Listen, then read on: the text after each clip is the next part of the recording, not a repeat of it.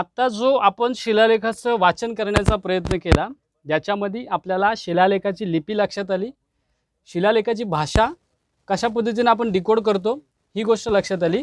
तर आता आपण एक गोष्ट थोडीशी मी अजून तुम्हाला काही गोष्टी सांगण्याचा प्रयत्न करतो, जेणेकरून आपल्याला या भाषेचा अर्थ देखील सहज कसा समजू शकतो। आता या ठिकाणी शिलालेखाचं वाचन जे झालेलं आहे ते अशा पद्धतीचं आहे।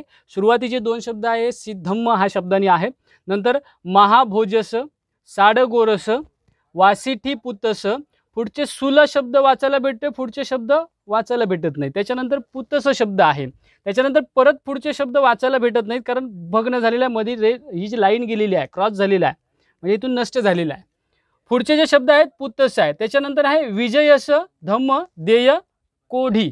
आता या ठिकाणी शिलालेख संपूर्ण बघायला गेला तर आपल्याला सिद्धम्म हा सिद्धम्म शब्द का म्हणजे कशा पद्धतीने आला, तर नाशिक लेणीमध्ये जी 10 क्रमांकाची लेणी आहे, या 10 क्रमांकाच्या लेणीच्या सुरुवातीला जी सुरुवात आहे ती या पद्धतीचीच आहे सिद्धम्म, परंतु तिथं स्पष्ट शब्दामध्ये सिद्धम्म हा शब्द लिहिलाय, इथे मात्र सी ध लिहिला आणि त्यावरती अनुस्वार दिलेला, म्हणजे अशा पद्धतीचा आहे। त्याच्यानंतर कुडा लेणीमध्ये 5 क्रमांकाची लेणी आहे, तिथे देखील आपल्याला सुरुवातीचे शब्द सिद्धं या शब्दाने झालेले आहे, हे बघायला मिळतं।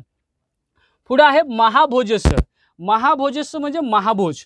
आता हा महाभोज कोण आहे, तर महाभोज एक अधिकारी पद आहे। तर हे अधिकारी पद कुठलं आहे, तर चक्रवर्ती सम्राट अशोकानंतर सातवाहन हा स्वतंत्र राजा घोषित झाला, म्हणजे चक्रवर्ती सम्राट अशोकाच्या काळामध्ये सिरी सातवाहन नावाचा जो सम्राट आहे, हा सिरी सातवाहन हा अशोकाचा मिनिस्टर म्हणून या प्रांतामध्ये भागामध्ये काम करत होता। पैठण ही त्याची पहिली राजधानी, तिथे त्याची नाणी देखील सापडली।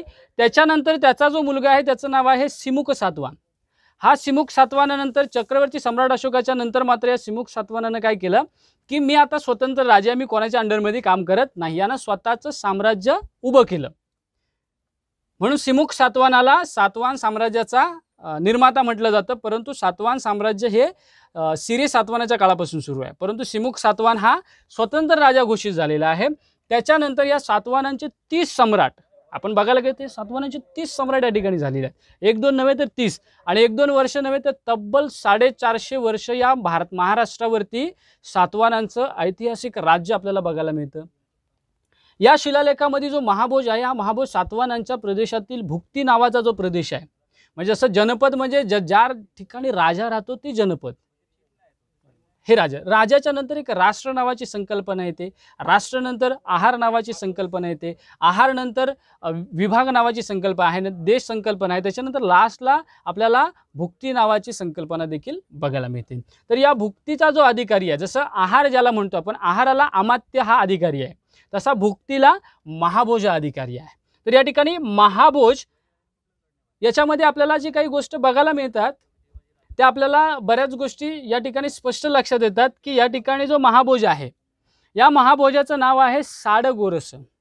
साडगोरसचा अर्थ स्पष्ट आहे की हे त्याचं कुल आहे। जसं आपण पाहतो की आज बऱ्याचशा लोकांची आपली कुलं असतात, म्हणजे एक विशिष्ट घराणं ज्याला आपण म्हणतो घराणं, तशा पद्धतीचं हे घराणं आहे, तर त्याचं नाव आहे, त्या घराण्याचं नाव आहे साडगोरस।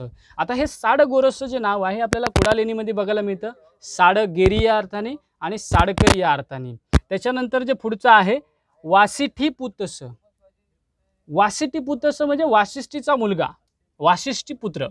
आता वासिष्ठी पुत्र हे सातवाहन राजाचं पण नाव आहे, वासिष्ठी पुत्र पुलुमावी, परंतु इथं महाभोज आहे त्यामुळे हे वासिष्ठी पुत्र पुलुमावी होऊ शकत नाही, कारण पुढे तसे शब्द नाही आहे, त्यामुळे वासिष्ठी पुत्र आहे।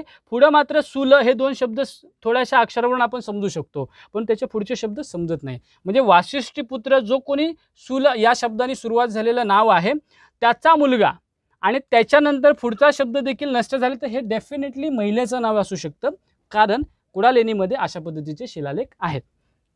पुढे देखील पुतस आहे, त्याच्यानंतर विजयस, धम्म, पुढे शब्द जे आहे तिथं देय असतं, खास करून शिलालेखांच्या मध्ये लास्टला देय धम्म हा शब्द असतो, इथे मात्र आपल्याला धम्म देय हा शब्द जाणवतोय, आणि लास्टला या ठिकाणी कोडी आहे। बऱ्याचशा शिलालेखामध्ये पोधी शब्द वाचायला पोडी वाचायला येतं, कोधी वाचायला येतं, पण इथं कोडी आहे, म्हणजे याला आपण पिण्याचं पाण्याचं टाकही म्हणू शकतो किंवा आंघोळीच्या पाण्याचंही टाकं म्हणू शकतो, दोन्ही वापरासाठी एकत्रित बांधलेलं पाण्याचं टाकं म्हणून आपण त्या हेतूनं त्याच्याकडे बघू शकतो। आता हा किल्ला जो आहे, या किल्ल्याचा इतिहास आता जवळपास या लिपीच्या आधारावरती 2000 वर्षापूर्वी जातो। शिलालेखानुसार. आता शिलालेखानुसार किल्ल्याचं म्हणजे किल्ला बांधायच्या सुरुवातीला हे पाण्याचं टाकं आहे. कारण कुठलंही बांधकाम करायचं झालं तर पहिले पाण्याची व्यवस्था केली जायची, नंतर बांधकाम केलं जायचं. तर त्याच पद्धतीनं हे पहिलं बांधकाम असावं. त्याच्यानंतर ह्या किल्ल्याची बांधकाम या सातवाहन काळातच झालेली आहे असं आपल्याला स्पष्ट दिसते. आता या सातवाहनातील नेमकं कोणत्या राजाच्या कालावधी झालं हे माहिती नाही, परंतु इसवी सन पहिलं शतक हा जो कालखंड आहे, हा कालखंड आपल्याला जवळपास सातवाहनाचा जो गौतमीपुत्र सातकर्णी राजा आहे याच्या आधीच्या कालामध्ये जातं. म्हणजे आपल्याला स्पष्ट कल्पना येते सातवा जो गौतमीपुत्र सातकर्णी आहे, कदाचित याच्याच कालखंडामध्ये महाराष्ट्रामध्ये मोठ्या प्रमाणावर ते दुर्ग व्यवस्थापन झालेलं आहे, परंतु बऱ्याच वेळा हे व्यवस्थापन दाखवलं जात नाही. तर आपण हा इतिहास अभ्यासत आहे. अजून बऱ्याचशा गोष्टी आपल्याला जाणून घ्यायच्या आहेत, वरती आपल्याला अजून काही गोष्टी समजून घ्यायच्या आहेत. तर आत्ता जो काही हा भाग आपण बघितला, या भागामध्ये एक स्पष्ट कल्पना आहे की महाभोज जो कोणी आहे साडगोर वंशातील आहे, त्याच्या आईचं नाव इथं आहे, वाशिष्ठीचा मुलगा आहे, सुल या शब्दाने त्याच्या नावाची सुरुवात आहे, त्याचा मुलगा आणि त्याच्या पत्नीचं नाव आहे, तिचा मुलगा विजय हा त्यांचा मुलगा आहे. आणि या विजयनं हे पाण्याचं टाकं धम्मदान दिलेलं आहे. म्हणजे एवढा मोठा दैदिप्यमान इतिहास या 3 लाईनीच्या शिलालेखामध्ये देखील कोरून ठेवलेला आहे. ज्यावेळेला आपण हे सगळं वाचतो, गडकोट म्हटल्यानंतर आपल्याला बऱ्याच अंशी भोजराजाचीच नावं येतात. भोजराजानंतर आपण डायरेक्टली शिवाजी राजांच्या कालखंडामध्ये येतो. परंतु ज्यावेळी इतिहास किल्ल्यांचा वाचायला गेला तर इसवी सन पूर्व म्हणजे आतापासून 4000 वर्षापर्यंत पाठी गेला तर हडप्पा मोहेंजोदडो या कालखंडामध्ये देखील दुर्ग व्यवस्थापन आहे. आणि खऱ्या अर्थानं दुर्ग व्यवस्थापनाचा जर जनक कोणाला म्हणायचा असेल तर तो चक्रवर्ती सम्राट अशोक आहे. चक्रवर्ती सम्राट अशोकानं पाटीलपुत्रला बांधलेला आपला स्वतःचा राजधानीचा जो गड आहे, ज्याला आपण पाटीलपुत्र नगरी पूर्ण म्हणतो, त्या नगरीला 64 दरवाजे आणि 507 बुरुज होते. म्हणजे एवढा दैदिप्यमान दुर्ग व्यवस्थापनामधील सगळ्यात मोठं व्यवस्थापन म्हणून त्याच्याकडे बघितलं जातं. आणि तिथून मग महाराष्ट्रामध्ये अनेक गडकोट आहेत. जसं लोहगड अतिशय जुना लोहगड आहे. म्हणजे लोहगडाचा इतिहास तर 2700 वर्ष जुना पाठीमागं जातो. त्यामुळे हा बुद्ध कालापेक्षाही पाठीमागचा जातो. म्हणजे लोहगड नंतर आपल्याला या ठिकाणी बऱ्याच गोष्टी अजून भेटतात. ओके, तर आपण हा शिलालेख बघितला, पाण्याचं टाकं बघितलं. ओके, तर आपल्याला अजून बऱ्याचशा गोष्टी जाणून घ्यायच्या आहेत.